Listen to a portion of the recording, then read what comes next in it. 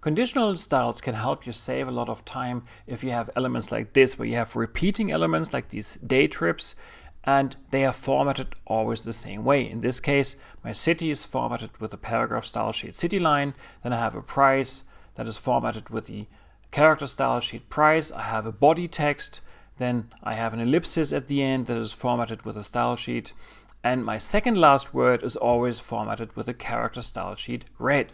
So if I want to do that for the first column also, then I have to click or apply 4 to 5 styles per day trip. To make that easier, I will create myself a conditional style. And a conditional style can, based on the content, apply certain style sheets. So in this case, I have a bullet here that identifies my city trips. I have for my price a tab. Then I have body text, I have an ellipsis, and my second last word is always formatted in red. So how do I create that? Let's create a new conditional style here. I'll just call that city trips, any name. And the first thing I will do is I apply a certain style sheet, which is my city line here. And I'll apply that up to the tab character. So when I'm here now at the tab character, the next thing is I will apply the price character. I could have used the dollar sign if I only have dollar signs here, but since I have different currencies, I need to identify this via the tab character. So here I'll apply my price style sheet up to, in this case, the end of the paragraph. So I'm here. Now I need to apply my body text. So I'll apply body text. And that's not up to the end of the paragraph because there could be many. So I will just go until I find 3 dots here. So my cursor basically is here, finished with formatting. And the last thing I will do is, just to show you a different function here, is I will apply my ellipsis or paragraph style sheet at the current cursor position because I'm already here, so I can apply this for the whole paragraph. So I've done one, London would be formatted, and to have that automatically repeated at the other cities like Hamburg and Paris, what I'm going to do is I'm going to repeat that when I find a certain character, which is my bullet.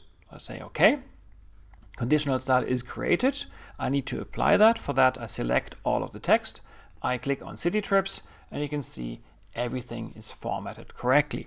One thing is still missing. That is my second last word here, indicating with or without breakfast. To do that, I will edit my city trip conditional style. I'll add a certain rule. So you can see now my cursor basically is here. So what I will do is I will go back.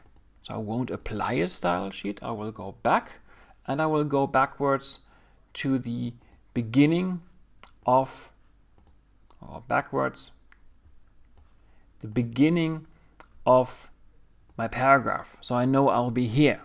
Because the next thing I will do is I need to find the next dot going backwards. So if my cursor is still here, I might find this dot. So I need to be at the beginning of the paragraph first. So next thing I will do is I will go backwards until I find a certain character, which is a dot. And I won't go backwards through, I will just go backwards too, so I won't include the dot. And once I'm there, then it's easy. I won't move my cursor position anymore. I will apply my red character style sheet, and I will do that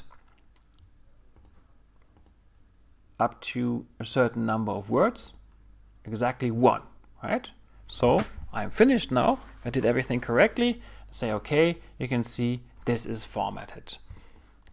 Second last word. And now the nice thing is, since I applied that to my text, when I type, so when I put in a bullet and I put in another city, Denver, I hit the tab key, I put in a dollar sign, let's make that 9.99.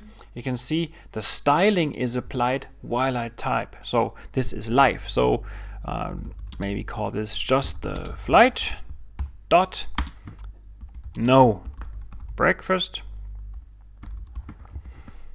And the formatting, the red isn't applied yet because we are not at the ellipsis yet. So if I put in 3 dots, you can see the ellipsis is formatted automatically and also the no is highlighted in red.